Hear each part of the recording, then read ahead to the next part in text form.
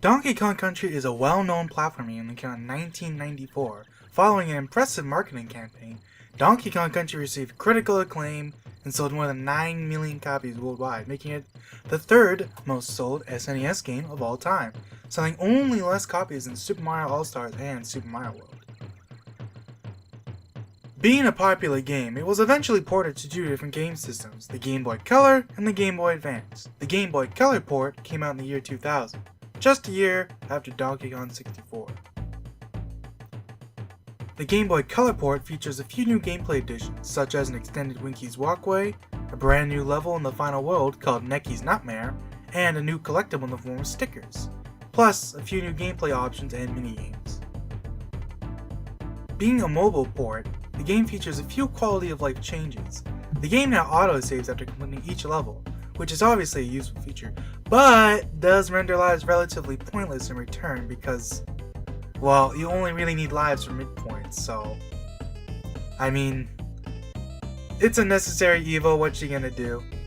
Because of this, Candy now instead has a bonus challenge to complete in each world, earning you a banana coin reward. These banana coins can be viewed in the main menu, but other than looking a bit pretty, they don't actually do anything, so I don't know what the point of these are. It's very bizarre, because you look at them in the menu, and there's a couple extra ones for other stuff, but like, they're just there, they don't do anything, I don't know. Funky still lets you leave each world, and even has a nice extra feature in that you can leave a world wrongly entered by going to the start.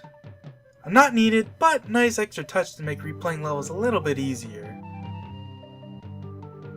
Animal buddies are changed up a bit. They act as kind of a mix between crates and barrel versions in that you transform into the animal upon breaking the crate, and upon either taking damage or pressing select, you'll change back into the Kongs, and these will both remove the animal from play. This actually makes the game quite a bit harder in certain levels because you can't just take hits with Enguarde, for example, in a water level, and just wait around for him to come back. Once you get hit, he's gone, so rushing is significantly more punishing in this version of the game. Speaking of which, the animals control differently as well. They're all kinda generally a bit slower and more vulnerable. Espresso in particular is a lot slower while flying, which oddly enough makes him pretty much useless in all the levels he's in because there's often large gaps that you can normally fly across in the SNES version, but in the Game Boy Color version he's too slow to actually get across these gaps, which is very strange. There's one bonus in particular in the second snow level where you pretty much have to do it in a completely different way because Espresso can't actually make it there. It's very bizarre. Winky actually controls a lot better in this port though, being much less unwieldy and clunky like he is in the SNES version. He doesn't get hurt as often in jumps that aren't super precise. Also, several warp barrels are removed from the game for some reason, I don't know why, but these include Minecart Carnage, Trick Track Trek, Millstone Mayhem, Vulture Culture, and Treetop Town. I don't know why these are removed, maybe they thought the game was too easy with these, or who knows, maybe they even forgot these even existed, but on the other hand, the warp in Ice Age Alley is still there, and it's even still blue like in the SNES version, so I don't know why these were taken out. You got me. There's also two new minigames to play, Crosshair Cranky and Funky Fishing. Crosshair Cranky is a sort of cursor shooting game. You press A to shoot, B to reload, and you can move your cursor around to preset locations with the D-pad. The objectives of the game change based on which level you play. One level, for example, has you shooting critters in a barrel. Another has you plugging holes in the ground to allow animals to pass by. It's surprisingly fun to play, even though it's not particularly complex or deep. It's still a great game that can be easily picked up and played while passing the time. Funky Fishing is a basic position-based fishing game. You just move your hook around trying to line up as many fish and octopuses as you can. It's pretty simple controls, you just move DK around the D-pad and press A when you want to reel something in. You also want to avoid hazards. You can also get combos being lots of the same colored fish. Each fish you catch extends your time a little bit and gets you some points, with the final goal obviously being to get as many points as possible. What's kinda cool is you can also play these games with a friend as well through a link cable connection. Let's talk about the main menu now. So, from startup, you can select several language options, and while the game doesn't have a ton of text, These options are still very nice and definitely help make the game a bit more accessible to people. The main menu actually resembles the Donkey Kong 64 menu, likely as a nod to the fact that the game came out just a year ago. A neat feature of this game is the existence of 2 difficulty options. You can unlock these options by completing the game at least once. These options include the ability to remove midpoints and the ability to remove DK barrels. Completing the game again with these options enabled is in fact required to get 101% in this version. What's cool about these difficulty options is that each one you enable adds an extra 6 stickers to the game to find. And with the default being only 6 stickers to find, that means that after enabling these difficulty options you have 18 stickers to find throughout the 40 levels. It's very nice, and it's nice that, you know, the difficulty options actually add extra content to find, instead of just being purely just replaying the levels. You actually have extra stuff to do. Speaking of stickers, these are found underground near a green banana bunch, and when you find the bunch, you gotta look around for a suspicious spot and hand slap it to reveal the sticker. Afterwards, this banana bunch will become a normal color, so you'll know you'll have it from then on. You can also look at these stickers in the main menu in the sticker book. They form a few pictures and can be printed out with the Game Boy printer. You can also print out all the letters of the alphabet for some reason, which are DK themed. And while this feature isn't exactly the most exciting thing in the world, one admittedly cool thing about this feature is that you can actually print out accented letters, which, I don't know, maybe it's just me, but I think it's a really cool touch. It's how often you even see accented letters, especially in a game that came out in 2000. Lastly, there's a sound test option, which is rather basic. You simply scroll through different sound effects with the D-pad and play them with A. Nothing incredible, but still nice that you have an easily accessible sound test feature. What's actually very nice is that you can even turn off the sound effects and the music in the game separately each, which for a game that came out in 2000 is shockingly nice. Like, even games today often don't have these options, especially if they come out in console. Speaking of music and sound effects, most of the sound effects in this game are taken from Donkey Kong Land, and the same is true of the music. Any of the level types that didn't exist in Donkey Kong Land instead get recreations of their respective music in 8-bit form. Though there are a few exceptions.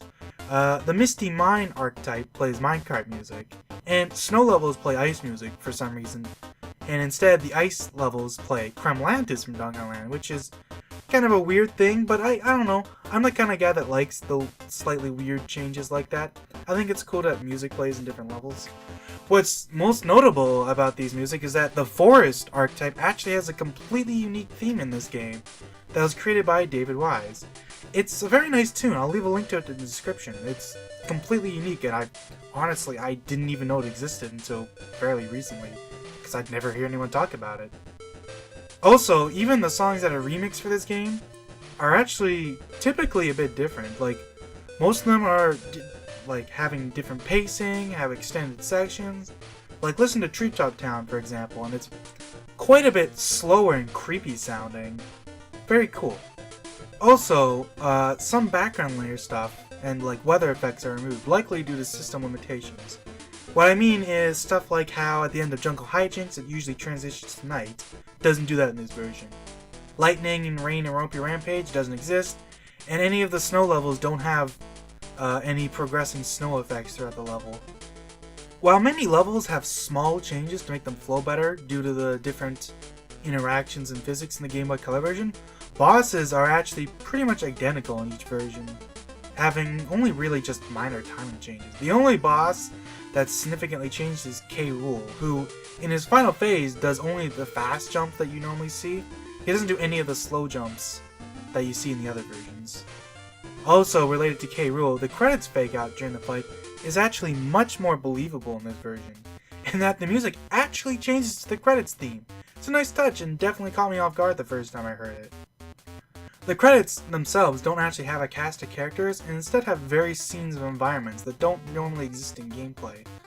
It's kinda interesting because it's almost like they're ideas of levels that could have existed if they were given the chance to make them.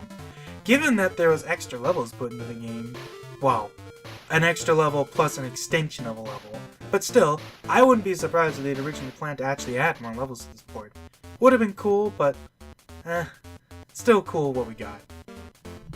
Finally, let's talk about the gameplay and about how that works, because at the end of the day, that's probably the most important part. The physics and momentum are actually much better than Donkey Kong Land, and in a lot of ways are even actually better than the Game Boy Advance port. But when I was playing through the game, I actually had a noticeable problem in the form of dropped inputs. I don't know why these were happening, but there are these moments in the game when it would just refuse to accept what I wanted to do. It wasn't super common, and from experience it seemed to only really happen when there was a lot happening on screen, typically a lot of sprites or something. It would just drop an input. And for some reason, dropping jumps was actually really rare. I think it only did it like once, maybe twice. It would usually drop the rolls, which, as you can imagine, typically resulted in me just walking off the platform like an idiot. Additionally, the hit detection of a few things was kind of off. Usually not too bad, but in particular, the vulture enemies are actually really bad. Probably the most infamous example of this in the game that everyone probably knows about that's ever played is the vulture right at the start of Winky's walkway. In the SNES version, you can just jump onto him normally, but in the Game Boy Color version, like pretty much every time you'll ever jump into him, you'll just get hit because you have to be completely above him or else you take damage. What you actually have to do if you want to reliably be able to do it is roll before jumping, because for some reason in this version of the game, if you roll and then jump, it actually makes you jump higher than normal. Speaking of rolling, it's pretty clunky and doesn't really work like how it does in the SNES version. Rolling into enemies extends the roll, but in a very odd and unpredictable way, because the animation itself doesn't really match the actual roll. It results in these weird moments where you'll defeat an enemy when rolling, when you aren't actually rolling anymore, and then sometimes the roll just kind of ends early, and I don't know why. Even throughout the whole game, I couldn't quite figure it out, and after a while I just kind of stopped rolling into stuff because it's a bit clunky, that's all I can say. Finally, the screen size, while not super small, is still small enough that some of the faster enemies like claptraps can catch you off guard from coming on screen. Minecart levels, the two of them in particular, are pretty hard to do naturally, making memorization almost mandatory, which coincidentally makes the exclusion of the warp in Minecart Current even more jarring. All in all, the Game Boy Color port isn't the best port ever, but it features a couple of nice concepts like fun side games and has some extra content to play through. The extra levels alone make this port worth playing at least once.